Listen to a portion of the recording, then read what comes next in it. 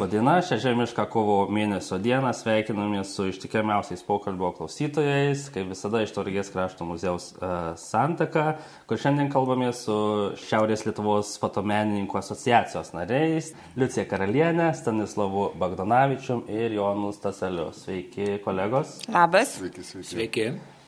Iš ties labai smagu, kad tokia kompanija atvyko šį penktadienį pas mus į parodos atidarymą.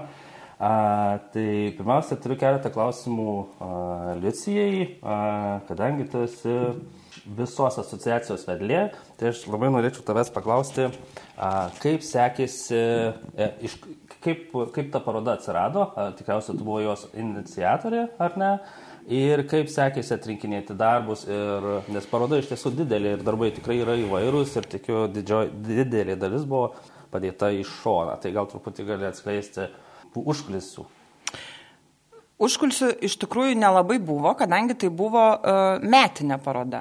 Ir paprasčiausiai mes kiekvienais metais darom tokią metų uždarimo, kitų metų pasitikimo parodą. Ir tiesiog buvo klausimas, mes ją vadinsime. Ir kažkaip vienas narys, berods Evaldas Ivanauskas, pasiūlė pavadinimą Laisvai. Nes ar mes galim padaryti parodą? Laisvai. Laisvai. Tai taip ir gavosi. Tai mes darbų, žodžiu, kažkokių tai rėmų tai parodai nebuvo. Kas fotografavo portretus ir toliau rodė portretus, kas fotografavo gamtą, rodė gamtą. Ir tiesiog viena buvo sąlyga, kad darbai nebūtų rodyti. Ir viskas. Ir tiesiog norėjom pristatyti kiekvieno autoriaus darbus, todėl davėm tam tikrą plotą ir pasiskirstam taip darbais. Tai tokios labai didelės atrankos nebuvo, tiesiog tas nusprendė, iš esmės pats nusprendė, ką rodyti. Ne? Taip, tai buvo kiekvieno autoriaus atsakomybė, ką jisai rodo ir mes bet kokiu atveju būtumėm tai parodę. Puiku, nes iš tiesų jau su Mindaugu spėjome apžiūrėti parodą ir iš tiesų ganėtinai įspūdinga paroda, tai tikrai manau, sulauks didelio tauragiškų susidomėjimo. Ir iš tiesų man be asociacijos tu esi ganėtinai aktyvi ir tose asmeniniuose projektuose. Ir kiek teko pastebėti tavo parodos dalis, tu dalyvavai parodoje Luvro muziejuje Prancūzijoje, Paryžiuje. Taip. Gal gali atskleisti, kaip tau pavyko patekti į tokią didelę, į tokią didžiulę parodą ir ar paroda sulaukė didžio susidomėjimo, nes Luvras vis tiek. Iš tikrųjų, žmonių srautas buvo ten labai didžiulis. Labai daug žmonių buvo, labai daug buvo galerijų atstovų, bet aš pradėjau ieškoti tos parodos tiesiog išgirdusi iš vienos menininkės, kad vyksta atranka, kad tu gali dalyvauti ir aš atsiradau galeriją, kuri ieškojo ką atstovauti tiesiog, menininkus kokius.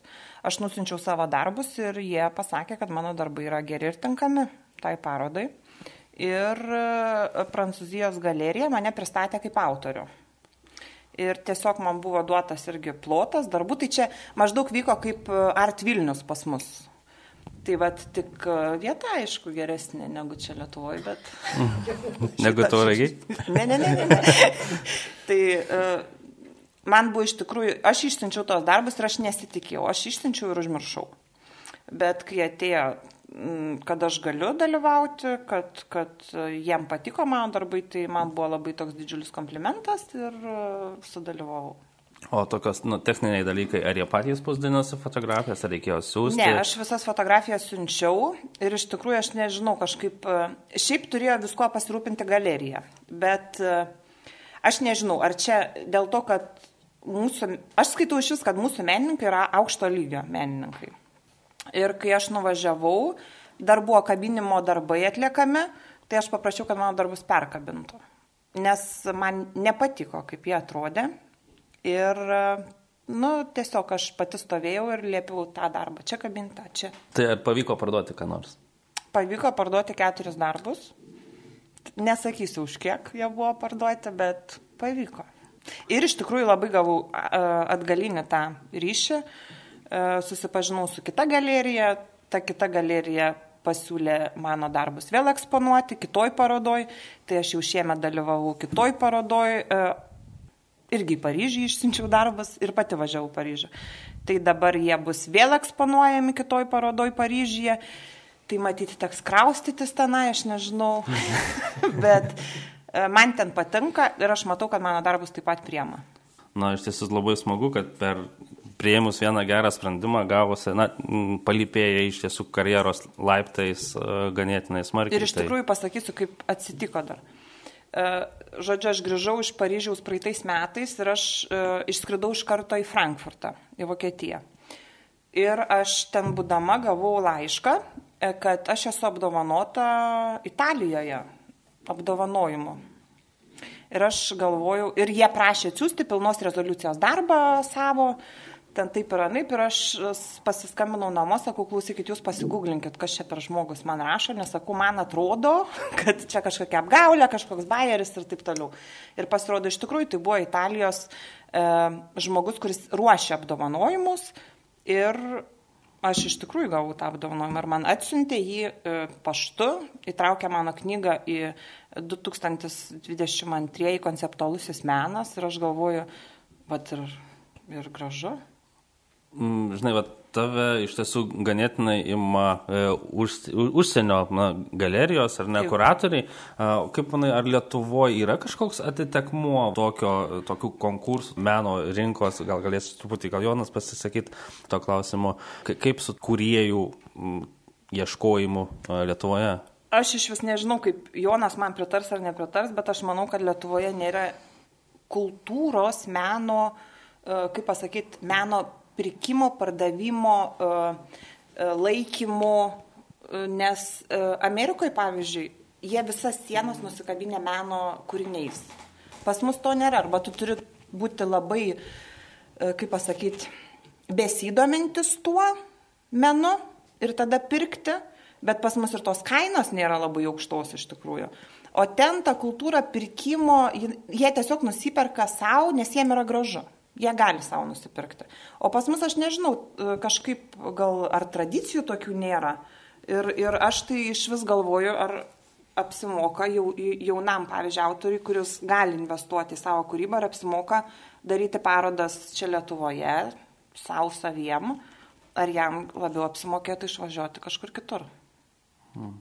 Tai gal pereikim prie Jono Staselio. Tai Jonai, ar apsimoka jaunam menininkui daryti parodas Lietuvoje? Aš manau, kad tėvynei visada reikia tam tikrą duoklę atiduoti. Bet kalbant tai, ką Liucija sakė, taip, iš tiesų dauguma jaunų autorių vis labiau ir labiau orientuojasi į užsienį.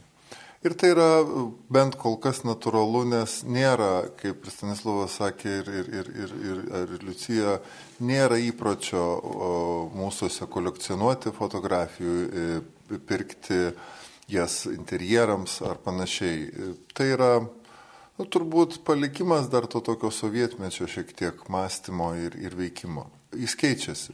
Tarkim, tas pats fotografijos savaitgalis, kurį pradėjom prieš porą metų, tai irgi yra ta platforma, kurią tikimės, tam reikia ilgalaikio darbo, daug bendrų, visos bendruomenės fotografų pastangų ir organizatorių, kad tas keistųsi. Nes yra mintis tuo fotografijos savaitgaliu keisti tiek du dalykus, tiek žmonių įprotį bandyti siūlyti jiems kolekcionuoti fotografijas ir tuo pačiu įvertinti tas fotografijas, kad jos yra ne tik tai fizinis atspaudas, kurį gali atsispausdinti bet kas, kuris turi printerį.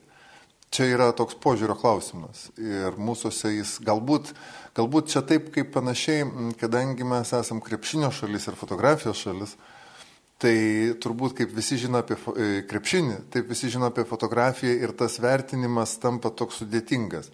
Tai galbūt tai yra tam tikras momentas, kuris Lietuvoje, kaip sakoma, pranašų nebūsi, nes ir fotografų gerų yra, kaip Liucija ir minėjo, ir tikrai lygmuo Lietuvos fotografijos ir Lietuvos fotografų tikrai yra aukštas, tiek vyresnės kartos, tiek jaunesnės kartos, tai ta vidinė konkurencija yra sudėtinga.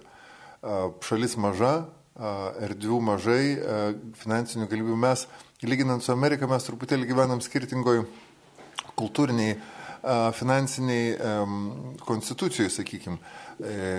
Europoje kultūra ir menas iš esmės yra tam tikrą prasme subsidijuojami valstybių. Tai yra tokia sistema, eina per mokesčius, grįžta tos lėšos čia į kultūrą ir meną. Amerikoje jūs nelabai rasite ir kultūros ministerijos. Tenai yra kitaip suformuotas dalykas, kad verslas per mokestinės lengvatas, per susiformavusias tradicijas, verslas investuoja, perka ir taip palaiko kultūrą ir meną. Tai kartais tuos dalykus yra ganėtinai sudėtinga lyginti. Bet paminėjai fotografijos savaitgalio tą renginį ir dalyvau juose abiejuose.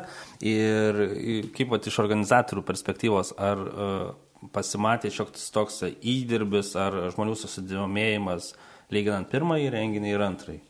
Tikrai pasimatė ir žmonių daugiau, ir kiek kolegos, žinot, mes neprivaloma buvo anketa ir atsakymai, bet tikrai kolegos pardavė per antrąjį daugiau. Ir kas įdomu buvo, kad buvo 2 dienas, vyko nacionaliniai dailės galerijoje, tikiuosi, kad ir šį rudenį vėl kviesim į nacionalinę dailės galeriją. Buvo įdomu tai, kad per 2 dienas apsilankė 3100. Ir antrą dieną sekmadienį, vyko šeštadienį ir sekmadienį, antrą dieną sekmadienį buvo daugiau žmonių net negu šeštadienį. Vadinasi, tos kaip tik po pirmos dienos tam tikrai ir informacinė sklaida, ir žiniasklaidoje, ir socialinėse medijose sukūrė tą susidomėjimą. Ir tikrai buvo daug žmonių ir buvo daug, kas džiugu, daug jaunų žmonių, kurie galbūt šiuo metu nėra tie čia ir dabar kolekcionieriai, bet taip ir formuojasi tradicijos.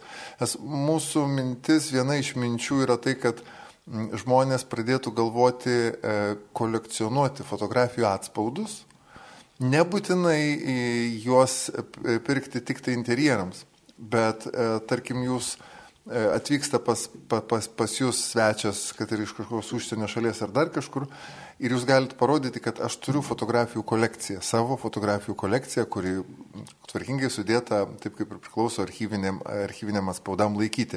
Tai yra nauja, sakykime, naujos tradicijos formavimas. Tai trunka ilgai, tikrai nesitikim greito rezultato, bet einam link to ir manom, kad jeigu įvertinkim taip, kad jeigu fotografija kainuotų, tarkim, 400-500 eurų, vidutiniškai čia tokia santykinė suma, tai jeigu žmogus galėtų per metus įsigyti 1 ar 2 fotografijas, taip, tarkim, jeigu 2 fotografijas po 10 metų yra 20 fotografijų kolekcija, tai jau yra ganėtinai toks startinė nemaža kolekcija.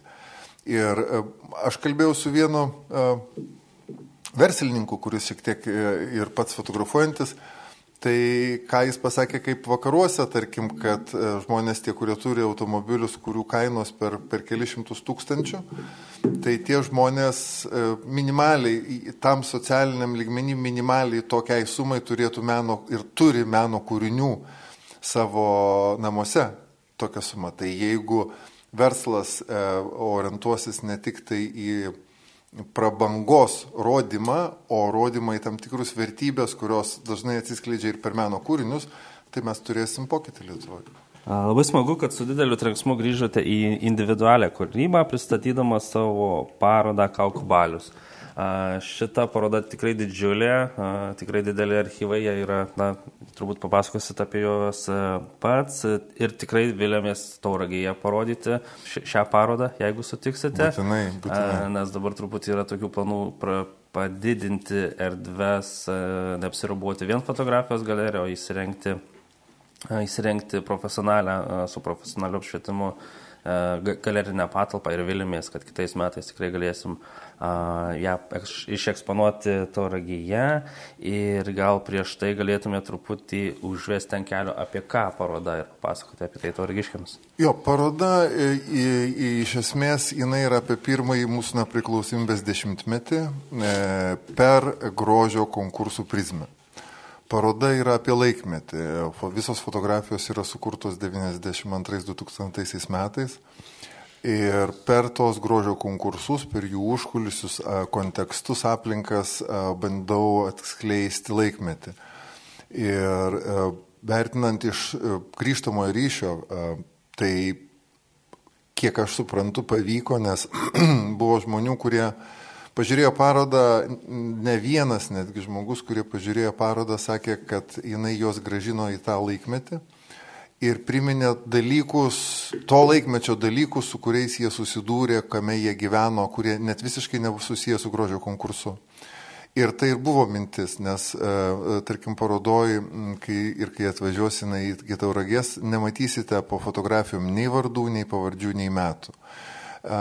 Jos idėja yra atspindėti laikmečio atmosferą. Todėl mes bandėm, labai dėkoju kuratoriams Liutaurui Degiui ir Birutei Skaisgerienei, kurie padėjo suformuoti tą parodą, kad bandėm perteikti tą laikmetį keliais aspektais. Didžioji dalis fotografijų yra pateikiamos tiesiog ant popieriaus atspausdintos su specialiai apiplėšytais kraštais, kad tai būtų tarsi plakatas, tarsi tam tikras laikinumas, kuris galbūt buvo, o galbūt laikina, nes tas vis tiek mūsų gyvenimas yra to laikinumo jame.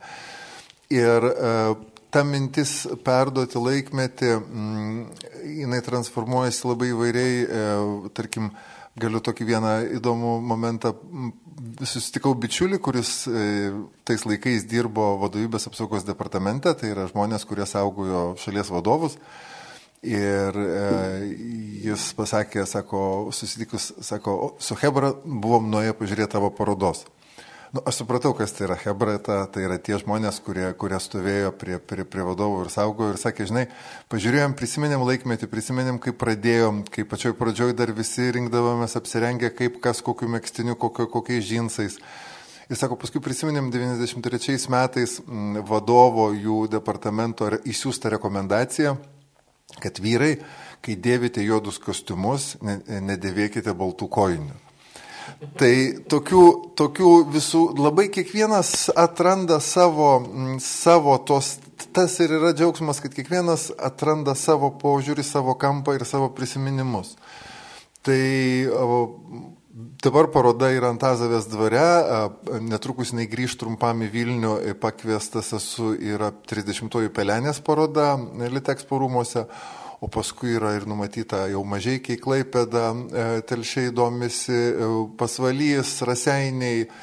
Tikrai su džiaugsmu atvažiuosiu į Tauragę ir noriu ką dar pasakyti, kad aš kiekvienu pristatymu atvažiuoju ir papildomai dar be parodos surengiu tokį valandos susitikimą, kuriame praplečiu, parodau kontekstą, tuo vadinam, kas liko parodos užkulisiuose, parodyti truputėlį plačiau tą visą laikmečio kontekstą.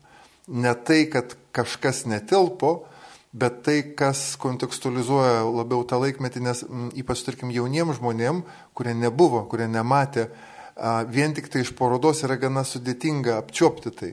Nes, tarkim, Vilniuje, kai buvo kolega vienas atvedęs studentus, aš jiems pasiūliau, sakau, tai yra jūsų tėvų jaunystė, kokio panašiai amžiaus jūs esate dabar.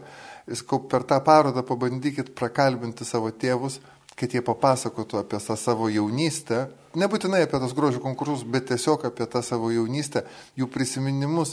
Ir tai, kad yra nuolatinis kartų konfliktas, kuris buvo tūkstantmečiais ir bus tūkstantmečiais, bet yra toks vienas skirtumas, kad mes, kaip parodos atidarime vienos Liutauras Degėsys sakė, kad nepriklausomybė mums padovanojo, o demokratiją ir laisvę mums teko patiems auginti ir išmokti. Ir tai, kaip per tą pirmąjį dešimtmetį, per banditizmą, per visus kitus perėjo jūsų tėvai, sakau, tai yra truputėlį kitos patirtis ir suprasti, kad jūs nesusišnekat su tėvais, kai kuriais klausimais ar nuomonės išsiskiria, tai galbūt ne vien tik tai kartų konfliktas, bet yra ta posttrauminės patirtis jūsų tėvų, kurios jie pergyveno per tą ypač pirmąjį dešimtmetį. Čia aš labai daug kalbėjau, iškirpsi kariai. Viskas gerai. Bet viskas labai įdomu. Tik tai dabar žiūriu, kad mažai apie parodą šnekam. Bet dabar turiu klausimą šitą temą. Tai šioje parodoje laisvai pristatai dvi savo fotografijas pavadinimu Munkas aplankė Sartrą ir niekur jis neišėjo su nurodytom datomis. Pavadinime minimas tapytojas Edvardas Munkas. Kokia šio kūrėjo dailininko sąsaja su tavo darbu? Aš galbūt vieną tikslę citatą pasakysiu, ką rašo Wikipedija apie Munką. Menininko polinkis į simbolizmą ir psichologizmą susipynė su asmeniniais tragiškais išgyvenimais, todėl dominuojančios temos jo kūryboje vaizduoja ekstremalias situacijas – mirtį, vienatvę, naikinančią meilę. Kodėl tas pokalbis Munko ir Sartro, ta pirmoji fotografija, tai jinai tokia, sakykime, aliuzija į šauksmą, bet ta Parnidžio studija, kurią aš keletą metų vykdžiau kaip tokia, tiesiog studija Parnidžio kopos gyvenant Nidoje, tos kismus ir atskleidė. Labai yra įdomus momentas, kadangi fotografijos yra žeminės, yra labai įdomus man bent asmeniškai tas momentas, kai žiema maišosi su pavasariu, kai sniegas maišosi su smėliu, kai saulė tirpdo sniegą, kopoje atsiranda toks gyvenimo chaosas, kuris dažnai mūsų lydi gyvenimą, mūsų kasdieniam gyvenime, bet mes jo nevizualizuojame, arba jis yra labai sunkiai vizualizuojamas.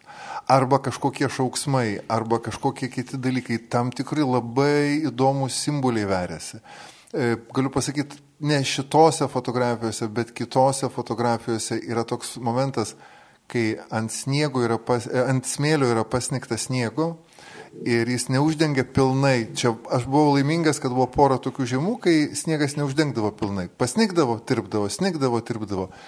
Yra sniegas, yra smėlis ir junginys tarp sniego ir smėlio yra kažkas tokio kosmiško, kai pradeda tirpti sniegas, ypač išlindus saulei. Ir tas simbolizmas, to simbolizmo ten yra labai daug. Ir yra toks momentas, kad realiai mes kaip fotografai, mes fotografuojame patys save. Aišku, reportažas, fotožurnalistika yra kitas dalykas, bet kai kalbam apie kūrybą, tai mes realiai fotografuojam patys save, savo emocijas, savo būsenas tuometinės. Tik mes kiekvienas pasirinkam, kas fotografuoja medį, kas fotografuoja dangų, kas fotografuoja namą, kas fotografuoja natūrmortą. Tai ta Parnidžio studija buvo tokia nuostabi galimybė tos išgyvenimus, tos jausmus perteikti per gamtą, ką aš ir darau dabar, kaip pats minėjai, grįžęs atgal į fotografiją nuo 18-19 metų. Aš fotografuoju toliau, ką ir fotografavau 18 metų dirbdamas fotožurnalistu, aš fotografuoju santykius. Santykius tarp žmonių, santykius mano su aplinka, bet tik tai dabar nebėra žmonių. Ir aš tą fotografuoju per gamtą. Tai nėra gamtosauginės fotografijos. Aš ne apie tai kalbu, aš kalbu apie santykį. Ir nebūtinai tas santykis, kurį aš perteikiu per gamtos stebuklus, yra apie gamtą. Labai dažnai tai yra apie žmogų ir apie būsenas.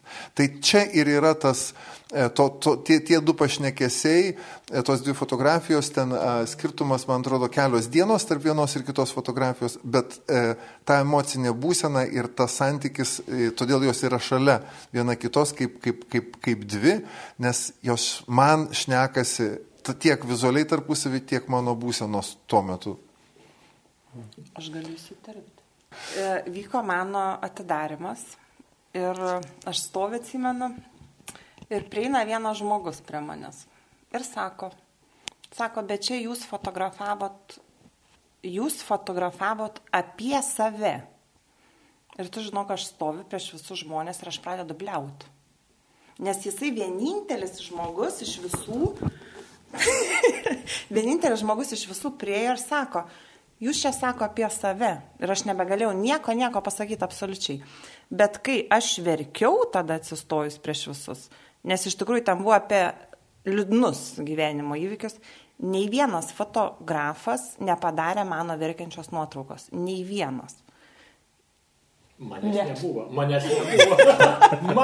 nebuvo. Ir aš galvoju, kad iš tikrųjų tai reiškia, kad žiūrovą labai paliečia tie dalykai. Jie iš tikrųjų taip išjaučia ir kai tu iš tikrųjų tikrai nesuvaidindamas papasakoji apie save. Tas taip, aš prisimenu, kokiais 14 gal metais, gal 12, tiksliai nepasakysiu, Violetos Bubelytės paroda buvo Ispanijoje, Foto Ispanoje, mes pristatėm. Jis taip truputėlį skeptiškai žiūrėjo į tą vežimą, kai fotomenininko sąjunga pristatinėjo tą parodą tenai.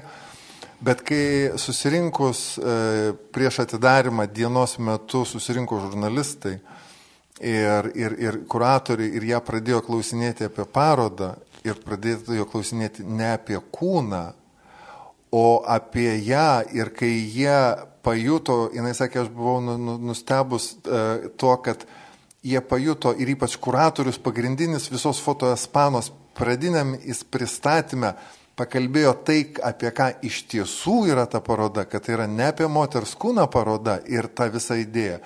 Tai tas turbūt ir yra labai svarbu, kai žiūrovas pajunta ir supranta ir tą empatiją, mes įdedam tas fotografijas daug savęs, suprantama, ne viskas ir turbūt natūralu, kad negrįžta, nes kiekvienas savaip interpretuoja. Bet kai manęs dažnai klausia, kas yra gera fotografija, aš manau, turbūt vienas iš atsakymų, kai autorius įdeda save maksimaliai į fotografiją, tada ta fotografija kalba ir grįžta, ir ta energetika grįžta ir kiekvienas ją dekoduoja savaip, bet jis jaučia pokalbį. Ir tada kiekvienas per savo patirtis, per savo išgyvenimus patiria ir pajaučia tai, kas yra įdėta. Ir tuom yra žavu, kad tai nėra tiesiog taip, kaip atėjo, taip ir išeina atgal, taip ir grįžta atgal. Tai ir žavu ta interpretacija ir tai yra galimybė autoriui kalbėti su žiūrovu ir tuo pačiu žiūrovui kalbėti su autorium, net ir kartais nejuntamai. Pas mūsų studijoje šiandien yra ir Stanislavas Bagdonavičius. Tai Stanislavai buvo labai malonu susitikti Panevėžyje, trumpai šnektelti apie bendrus pažįstamus per fotografijos dieną praeitais metais. Ir ieškodama šiek tiek informacijos apie jūs, radau tokią įdomią informaciją, kad berods 88 metais, ar ne, perėmėte 200 negatyvų su partizanų portretais, ar ne? Ir taip nejučia, kaip galbūt netikėtai tapot ir fotografijų negatyvų restauratorium, sakykime, preverstinai, ar ne, kabutėse, ir tapot parodos kuratorium. Tai gal galėtumėte truputį papasakoti apie tą... Netyčiom dabar, sąmoningai tyčiom pažiūrėjau, kiek metų praėjo, žiūrėjau, dabar jubiliejus 35 metai. 35 metai, tai reiškia prieš 35 metus į mano laboratoriją Kranto gatvėje, 37 namas, atėjo toks aukštas vyras, susipažinom, vardas Romas, jis ieškojo manęs ir mums begeriant kavą įsitraukė iš portfelio tokį, vadinkim, ryšulėlį ir man sakydamas, kad reikia mano pagalbos. Tas žmogus pirmą kartą matytas, bet jis informaciją man surinko, kad atėjo pas mane ir jam išėjus, atidariau jam reikalingas nuotraukos atviruko dydžio ir aš pamačiau, kad tai yra negatyvai partizanų. Ir pagavau save, kad man netyčiom yra rankos pradėjo drebėti. Jis man paliko telefono numerį ir man vienas negatyvas, 69 berods buvo formato, subirėjo į 100 dalių. Ir aš jam skambinu ir sakau, klausyk, problema, sako, Stanislavai, daryk toliau, nes tai daugiau nėra kam. Ir aš taip tapau partizanų fotografijų, parodos, kuratorių, bendrautorių, kaip tik noriu vadink. Bet tai buvo 80 metai, čia tik padėjo pradžia. Ir aš dariaudamas tas fotografijas atviruko dydžio, supratau, kad darau blogai. Ta prasme blogai, čia yra istorija, yra tautos istorija, Panevėžio krašto tautos istorija. Ir tada, juos nelaikė dar partizanai, siekia miškiniais, visi taip pusišnekant. Ir aš nusipirkau popieriaus didelio formato, 340, ir padariau nuotraukas po 2-3 egzempliorius, slaptai, jiem nežinant. Kai atidaviau tas fotografijas, atidaviau tos negatyvus, aš prisipažinau, kad padariau nusikaltimą. Aš kitaip, paaiškinamas, kad kitaip negalėjau. Atsimenu, kad mane apkabino ir sako, dabar čia tavo kryžius. Manęs nešaukė, manęs nereikė, bet aš paaiškiau normaliai, kad tai yra, ką aš mačiau, tai yra, matau dabar, tai yra, tai yra nematyti dalykai. Ir čia mano kryžius. Ir tada Romaldas Rakauskas, toks žmogus, paprašė dėti į Nemuną. Tebeturiu tą žurnalą Iškarpa, 90 metai, įspausdino šitą. Ir tada Fotomenininkų sąjunga, paprašė įdėti nuotraukas. Mes įdėjom berods 7 portretus partizanų. Tai buvo šokas visai Lietuvai. Ir tada pas mus namuos buvo laidinis telefonas, mama mano registruodavo telefonų skambučius, kas skambino ir panašiai. Tada tuos skambučius patikrindavo ir tam sako, tom neatsiliep, tam nešnekėk, su tuo nešnekėk. Ir ten iš to sąrašo buvo gal tik 2 žmonės, su kuriais galima buvo. Visiems buvo šokas, tokia, paskui ta paroda, taip yra, kad įsivaizduokit situaciją tokią. Mano namai, studija, ką tik įrengta, buvo stalas, 2 taburetės, dujinė ir arbatinis, daugiau nieko nebuvo. Tik įrengta. Ir ateina žmogus, tiksliau atvežė saugumas Lietuvos, žmogų, prieš tai perspėja, ar Stanislavai, ar pas tavį yra, ar kavos, atvežė kavos, ar turi cukraus, ar turi panašiai, ir ar turi validolio. Aš klausiu, kas tai yra? Jeigu žmogus su širdimus blogai, sakau, ne, aš tokių daiktų nevartoju, iš viso vaistų.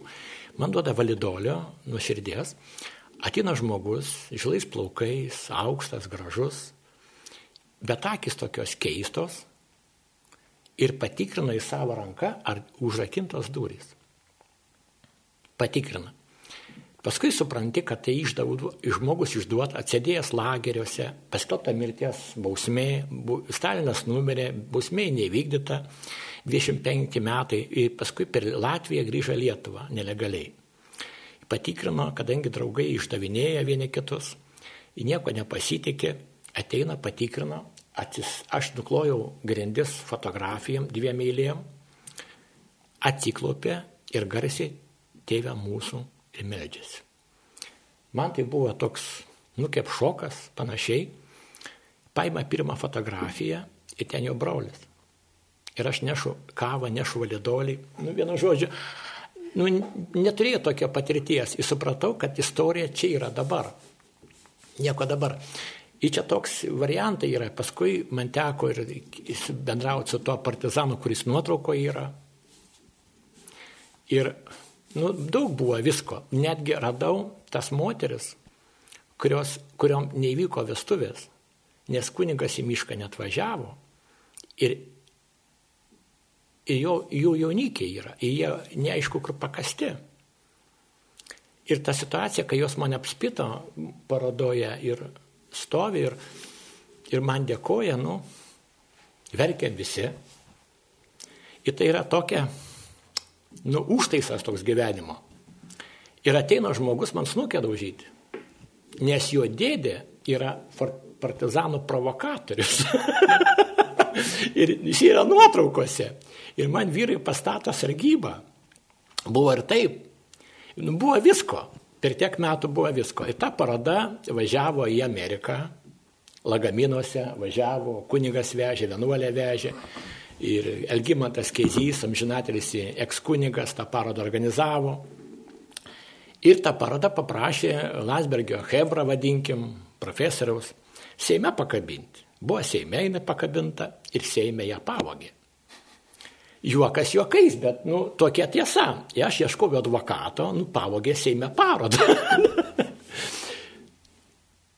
Aš advokatai nenori imtis to dalyko, nes čia, tokią vieną jauną suradau, kuris sako, čia man reklama bus. Informacija nuvėję, skambina man profesorius, jis sako, jūs nekvailikit. Profesorius sako, pavogė, Jisai sako, suras ir surado. Tada Seimo narys Panvyžėtis Šileikis atveža man tą parodą kompensaciją su rėmais. Ir ten estiški užrašai. Pasirodo, pasiėmė Estiją. Ir tą parodą pamatė ukrainiečiai. Ir sako, duokite mums tą parodą į Kijevą, kovais prieš separatistus. Čia kuriais metais? Va čia neseniai prieš kiek čia, 3 metus, kiek čia buvo, prieš 4, važiuoju iš tą Kijevą ir man užpirko ten ir viešbutį, visą kitą, davė kažkiek pinigų, bet tik tiek liko nuvažiuoti ir grįžti. Nu, tai pasakyti paskaitą. Karo muziejų paroda Kijeve.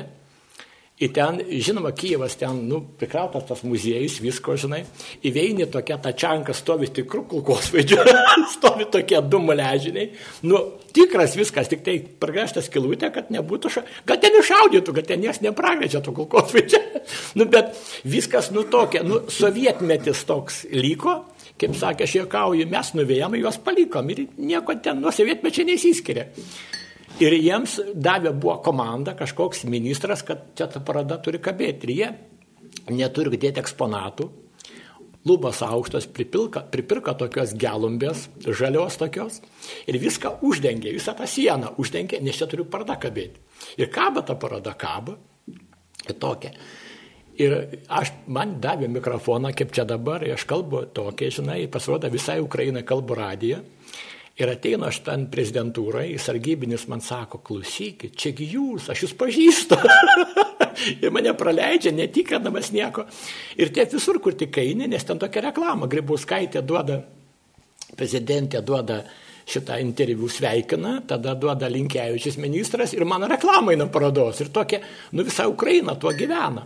Va tokia. Bet tai yra, bet ta partizanų, ta paroda tokia, man tokį davė užtaisą tokį, sugadino, vadinkim. Mane sugadino, jeigu taip atvirai kalbant, sugadino ir tu pradedi žiūrėti visur, ieškodamas teisybės. Tokia. Tada toks Romualdas Rakauskas, amžinatelis, kuris netyčiom paliko mus per mano gimtadienį, išsiaiškino, kad esu daugiausia uždraustų fotografijų autoris Lietuvoje.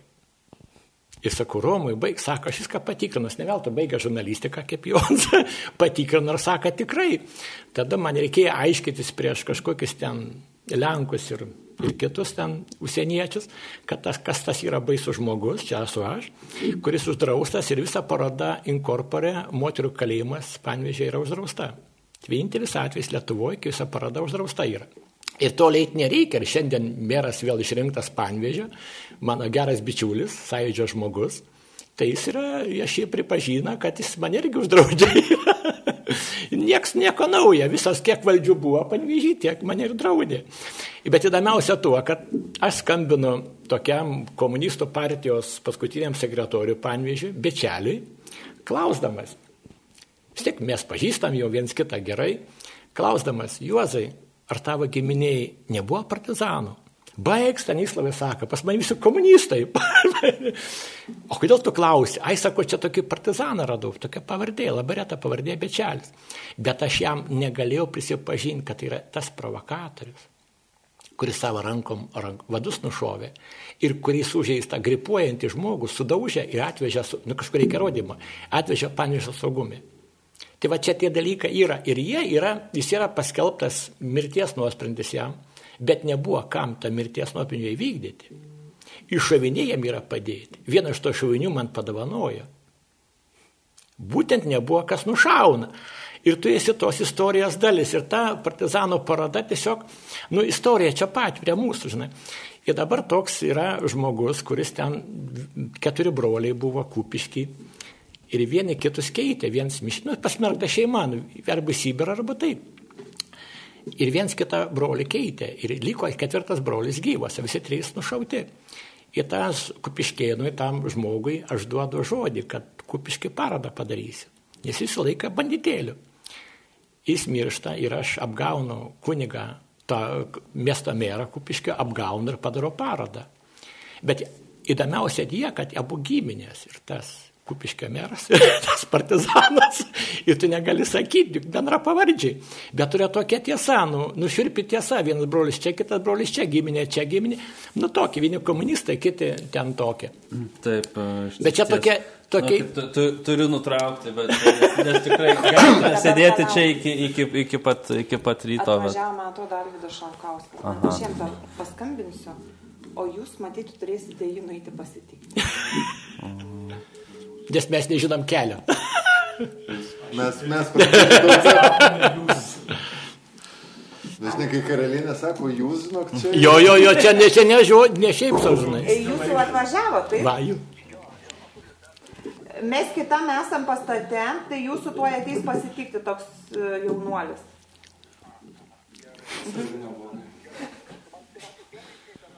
Jo, jūs kieme ir laukit prie to. Gerai. Tai gerai. Ir tą naudoju sakyti, kad ta fotografija, kur šiandien atvežta į Tauragę, yra pasiekmės to partizanų parodos Kijeve. Čia ne... Čia įdomus dalykas yra tai, kad aš nuvežu tą parodą ir aš ten turiu 2 dienas, ten su permiegojimu viešbutį, ir ateina rūkas rytą, aš einu pasvečioti to mano apšvietimas rūko Kijeve, aš einu ir randu skulptūrą. Stovi toks balvonas, šalia rados, ir aš fotografuoju jį, bet fotografuoju kaip aš noriu. Ateina policija, Kijevo, ir sako, ką jūs čia darot? Aš prisistatau, sako, oi, čia jūs. Jūs skundžia, sako, jūs ne taip fotografuojat. Ir aš pagalvoju, bleba, vėl tie partizanai. Ir tada aš ateina apsauga rado, sako, va čia žmogus tokia, visi operaciją girdi, ateina paspaudžia man ranką, sako, mes negalim ateiti paradą, mes mūsų pamaina, ateisim vėliau. A ką jūs fotografuojat, kad jūs skundžia? Sako, va, skulptūrą fotografuoju. Ten yra generolas, išlaisvino Kijevą, rusų generolas. Į banderos į pašovę. Jis čia bandė operuoti Kijeve, vežė į Maskvą ir Maskvė, pasak ukrainiečių, jis nugaišo. Bet toks, jeigu galvą pakeistam, tai Stalino skulptūra. Bet man įdomiausia buvo skulptūros nugara. Nugara yra ir tas variantas, o mum policininką nuvėjus, išlinda moteris iš krūmo, rusiškai rėkat manęs. A kodėl tavęs nereštuoja? Tai jinai skundė mane. Aš galvoju, o jūs ne taip fotografuojat, sako. Dabar tave fotografuos irgi. Labai gerai. Čia tas yra pasiekoja, va to, tu ne taip tu žiūrė, tu žiūri kitom akim, nes į partizaną žiūrėjo, nu ne taip kaip kiti žiūrėjo, į savo akimis. Į tau perduoda tau, kodas perduoda tau. Tai dėkoju Jums, kolegos, už pokalbį. Parodą Laisvai fotografijos galerijoje galima pamatyti iki balandžio 18 dienos. Ačiū Jums už dėmesį, iki pasimatymo. Ačiū labai. Au revoir.